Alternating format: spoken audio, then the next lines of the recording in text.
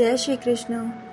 आज की कथा में उस महान योद्धा को जानेंगे जिसे उसकी जन्म कथा ने समाज से दूर किया, जिसने अपने आत्मसम्मान के लिए पूरे जीवन संघर्ष किया।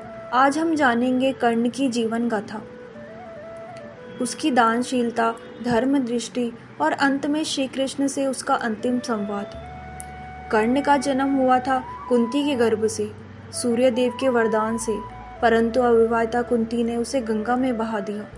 उसे एक सारथी और उसकी पत्नी राधा ने पाला। वह बचपन से ही अस्त्र शस्त्र में निपुण था, पर जाति के कारण समाज में हमेशा उसे सूतपुत्र कहकर तिरस्कृत किया।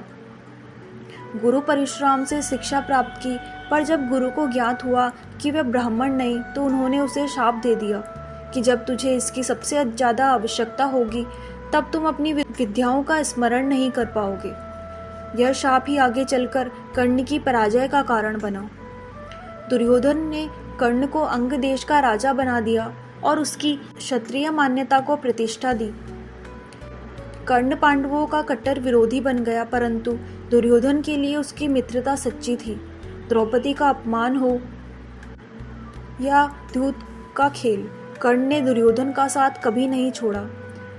श्री कृष्ण ने जब महाभारत से पहले कर्ण को समझाने की कोशिश की तो कहा, कर्ण तुम पांडवों के बड़े भाई हो, धर्म का साथ दो। पर कर्ण ने विनम्रता से कहा, मुझे धर्म ज्ञात है प्रभु, पर मैं अपने मित्र का ऋणी हूँ और कृतज्ञता मेरा धर्म है। कर्ण का एक नाम दानवीर कर्ण भी था। एक ब्राह्मण जब उससे उसके कवच कुंडल मांगने आया तो कर्ण ने उन्हें बिना विचारे अपने शरीर से उतारकर दे दिया। यही कवच उसे अमरता और सुरक्षा प्रदान करते थे। उसका यह दान उसे रणभूमि में कमजोर बना गया, पर वह मुस्कुराता रहा। मेरा धर्म मेरा गौरव है, मेरे पास जो है वह मांगने वाले को दे दूं, यही मेरी विजय है।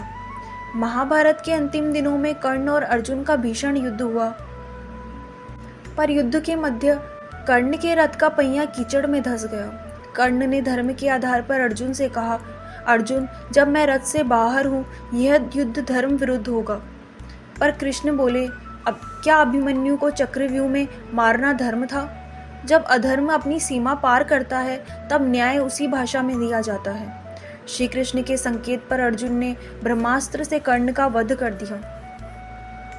कर्ण के शरीर से जब प्राण निकलने लगे तो श्री कृष्ण स्वयं उसके पास आए।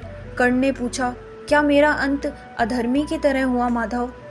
श्री कृष्ण बोले, नहीं कर्ण, तुम अधर्मी नहीं थे, परंतु गलत पक्ष के वफादार बन गए। तुम सत्य थे, पर सत्य से भटक गए। श्री कृष्ण ने स्वयं कर्ण को मोक्ष का वरदान दिया। कर्ण की आत्मा धर्म का सच्चा पाठ पढ़कर परधाम को चली गई। कर्ण का जीवन इसी बात की गवाही देता है कि धर्म केवल कर्म नहीं, बल्कि किस पक्ष में खड़ा हो, यह भी उतना ही महत्वपूर्ण है।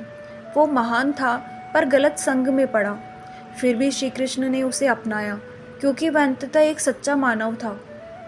कल हम जानेंगे भीम और दुर्योधन का गदा युद्ध और धर्म की अंतिम विजय गाथा।